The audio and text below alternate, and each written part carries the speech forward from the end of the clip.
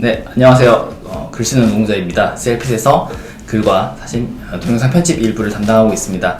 먼저 각자 자기소개 후에 아이폰을 쓰고 있는지, 그리고 아이폰 7을 살 것인지를 한번 살펴보도록 하겠습니다. 저는 우선 아이폰 5S를 현재 쓰고 있고요. 그 다음에 아이폰 7이 나오면 아마 출시 후 구매 예정입니다. 그럼 먼저 우리 홍조님부터. 네, 안녕하세요. 저는 이 오빠랑 연애하고 있는 연계 커플이고 또 저 폰에 대해 잘 몰라서 폰알못 홍조입니다. 저는 아이폰 6S 쓰고 있고요. 1년 정도 쓰고 있습니다.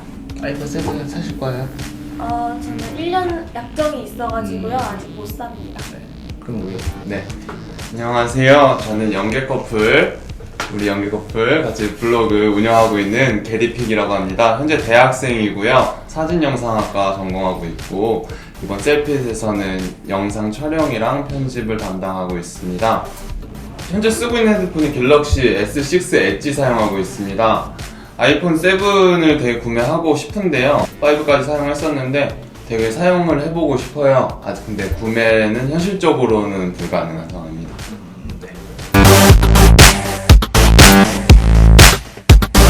아이폰 7이 9월 8일날 한국 시각 기준으로 9월 8일 새벽 2시에 공개가 됐습니다. 아이폰 7의 가장 큰 특징 중 하나는 먼저 디자인을 살펴봐야 할 텐데요. 디자인 중에서 검은 색상이 돌아왔습니다. 무광 및 고광택 블랙, 그래서 블랙과 제트 블랙 색상이 두 개가 추가됐는데 저는 일단 굉장히 기계를 블랙, 검은색을 굉장히 좋아해서 행복한 고민에 빠졌습니다. 어떤 제품을 사야 할까라고 하는데 어떻게 생각하세요? 블랙 제품이 돌아왔는데 어떤 게 더 매력적으로 느껴지세요? 저는 핸드폰 원래 까만색 되게 싫어하는데 이번 제트 블랙 너무 좋아합니다.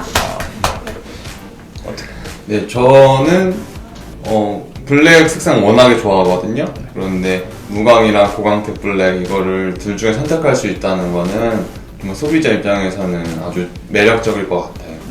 근데 블랙은 무광과 고광택이 있는데 일단 무광은 아이폰 5 때 있었던 슬레이트 블랙 색상이 떠오르는 색깔이고 고광택 블랙은 그 이전에 3GS 때 혹은 아이폰 4 때 나왔던 글래시가 들어간 그런 블랙이 떠오른다는 이야기가 많은데요.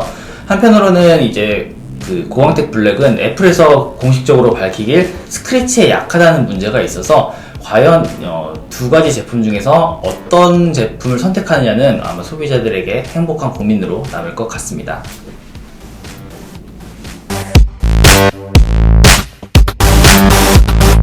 큰 변화죠. 3.5mm 오디오 단자가 사라졌다는 점입니다. 그래서 라이트닝 케이블과 연결한 이어팟이 이제 새롭게 등장하기도 했고요. 3.5mm 오디오 단자와 라이트닝 케이블 사이를 연결할 수 있는 커넥터가 기본 패키지 구성품으로 들어간다는 소식도 들려오고 있습니다. 그리고 동시에 완전 무선형 이어폰이죠. 에어팟이 등장을 했는데요. 문제는 이 에어팟의 가격이 21만 9천원에 책정이 되었다는 점, 그리고 이 커넥터는 12,000원, 라이트닝 케이블을 이용한 이어팟은 3만 8천원에 현재 애플 공식 홈페이지에 올라와 있는 상태입니다. 저는 3.5mm 오디오 단자가 언젠가는 사라져야 할 제품 부분이지만 굳이 지금이라는 생각이 좀 들어서 좀 회의적으로 보고 있는데요. 혹시 어떻게 생각하세요? 그 3.5mm 이어폰 단자가 사라진 거 편리하게 생각하세요? 저는 진짜 싫고요. 너무 불편할 것 같아요. 근데 또 그 에어팟 그게 너무 비싸가지고 그것도 저는 별로예요. 에어팟 같은 경우에는 일반적인 블루투스 이어폰이랑은 조금 다른 형태의 규격을 커스터마이징이 들어갔다고 이야기를 하는데 어떻게 생각하세요? 3.5mm 사라진 점? 예, 저도 글쓰노동자 형님과 또 홍조 생각처럼 같아요.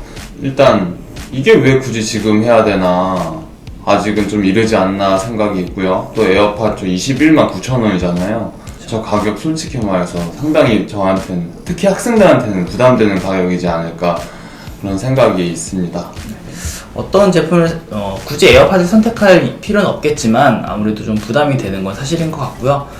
인텔이 올 초에 3.5mm 오디오 단자를 빼고 USB-C 타입으로 합칠 것이다 라는 이야기도 있어서 언젠가는 3.5mm 이어폰 단자가 사라질 규격이겠지만 이것을 완충작용을 할 수 있는 점에서 애플이 얼마나 노력을 했느냐에 따라 그 문제는 조금 더 고민을 해봐야 할 문제인 것 같습니다.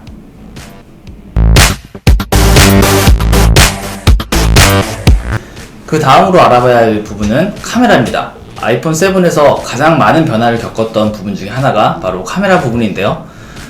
예전에 스마트폰 카메라 하면 아이폰이라고 얘기를 했었는데 요새는 경쟁사의 많은 제품들이 등장하면서 그 명성도 옛말이 되고 말았습니다. 이번에 아이폰 7 그리고 아이폰 7 플러스에는 카메라 성능이 조금 차이를 보이고 있는데요. 기본적으로 OIS를 지원하고 있는 카메라가 들어가되 1200만 화소 그리고 애플이 자체적으로 디자인한 이미지 센서가 들어갑니다.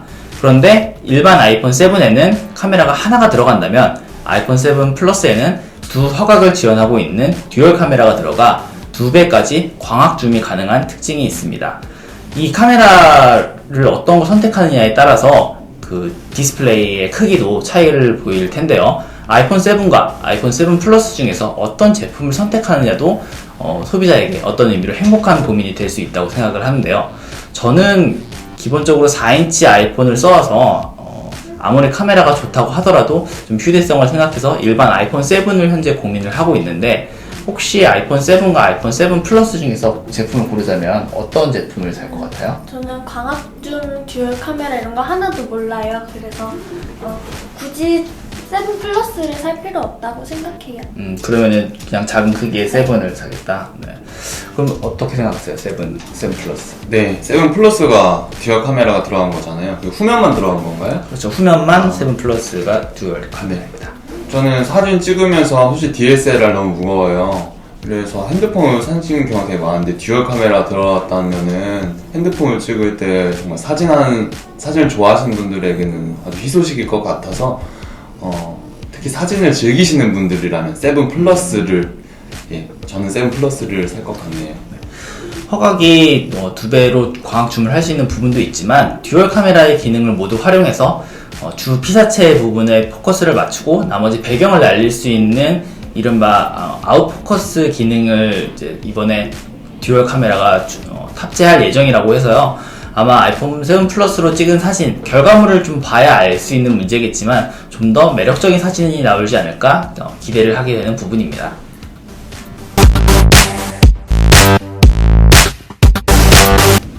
아이폰 7이 출시되면서 많은 이용자의 갈증이 해소된 문제가 있습니다. 바로 용량 문제인데요. 기존까지 16기가, 64기가, 128기가의 세 가지 모델이 각자 32기가, 128기가, 256기가로 무려 2배가 확장이 되었습니다. 그래서 이제는 32기가 제품을 선택을 해도 괜찮겠다라는 이야기가 있는데요. 저는 여태까지 64기가 제품을 주로 이용을 해왔던 터라 이번에는 32기가를 그냥 써도 괜찮지 않을까라고 막연히 생각만 하고 있는데요. 만약에 이 세 가지 제품 중 하나를 고른다면 어떤 모델을 살 것 같아요? 네, 저는 현재 사용하고 있는 이 S6 엣지 64GB를 사용하고 있어요. 근데 사진이랑 영상이랑을 많이 다루다 보니까 벌써 좀 산지 한 달밖에 안 돼 32기가 삭제를 해서는 안 될 만한 사진들이 32기가 났었어요. 그래서 지금 128과 256GB 중 하나를 쓸 것 같은데 만약에 이 아이폰 자체가 워낙 오래 쓸 수 있는 핸드폰이다 보니까 256GB를 선택하겠습니다. 사진 같은 게 많아서 256기가를 선택을 하신다고 하셨고요. 그러면 어떤 거 선택하실 것 같아요? 저는 지금도 64기가 하고 있어서 128 정도면 괜찮을 것 같아요. 그대로 128기가. 네, 이 가격에 대한 얘기를 해봐야 할 텐데요. 용량이 2배로 늘었지만 가격은 그대로여서 아마 64GB를 쓰는 그 가격 그대로 128GB를 쓸 수 있어서 적어도 용량 부족에 이제 허덕이는 일은 많이 줄지 않을까 생각합니다.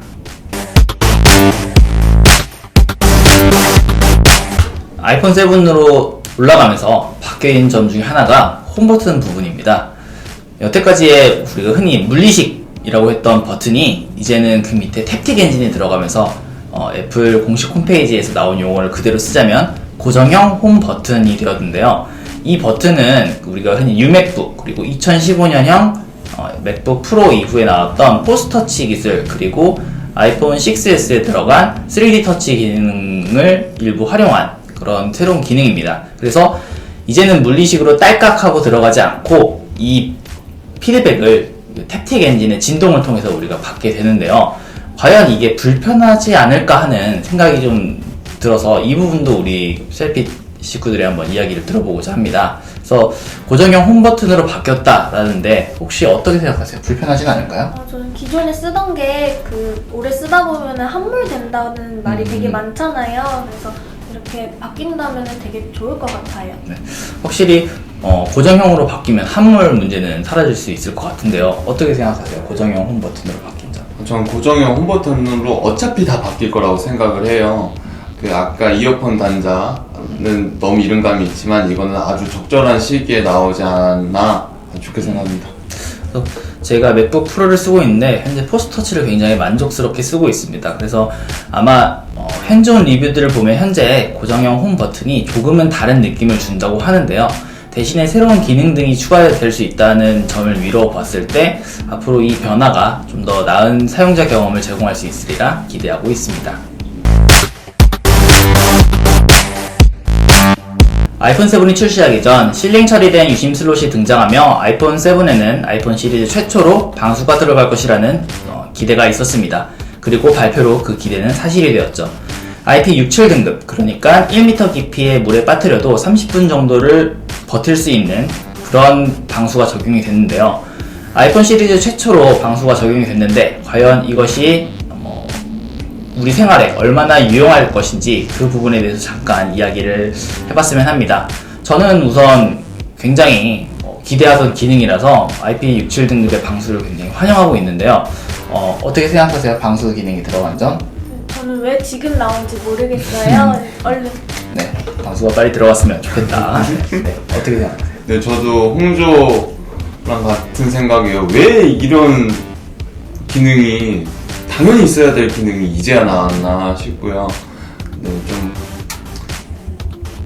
그래서 다행이네요. 이제야 나왔으니. 네. 네, IP67 등급, 물론 갤럭시 노트는 IP68 등급으로 아주 조금 차이는 있습니다. 그리고 IP67 등급이라는 방수라고 하더라도 샤워기 같은 센수압에 노출되었을 때는 방수 기능이 상실될 수 있다는 점, 그리고 아이폰을 쓸수록 그 실링 부분이 닳아지면서 방수 기능이 감소될 수 있는 부분은 반드시 기억해야 될 부분이니까요. 생활 방수의 차원에서만 기억을 해주시면 좋겠습니다. 2007년 세상에 처음 등장한 아이폰, 벌써 9주년을 맞았습니다.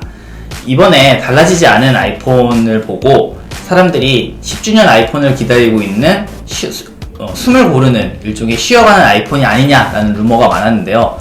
만약에 10주년 아이폰이 더 나아진 디자인, 또 달라진 기능, 그리고 흔히 말하는 혁신이 들어간 아이폰이라고 이야기를 했을 때 과연 10주년 아이폰을 기다리기 위해서 지금의 아이폰 7을 건너뛰는 게 맞지 않는가 하는 이야기도 있습니다.